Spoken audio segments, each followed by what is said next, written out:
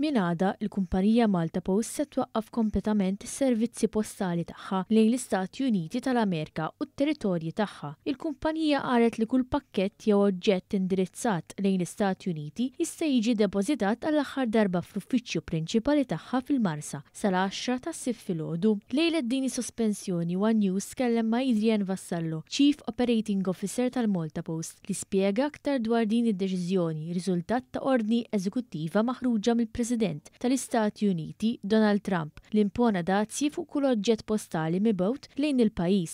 Bali il-President tal-Istati Uniti ħareġ li l-Executive Order li kull oġġett li jiswa taħt il-$800 ħajkun hemm dazju li jrid jitħallas fuqu u peress li l-airlines li normalment naħdmu magħhom biex iwasludna x-xogħol lejn l-Istati Uniti mhux qed jaċċettaw li iġorru l-ebda posta għall-Istati Uniti, il-Malta Post kellha twaqqaf is-servizz temporanjament għall-Istati Uniti sakemm jiġu rranġati ċertu problemi tekniċi li jridu jiġu solvuti qabel ma nkunu nistgħu nerġgħu nibagħtu x-xogħol lejn l-Amerika u l-airlines jaċċettaw ix-xogħol li ħanibagħtu aħna.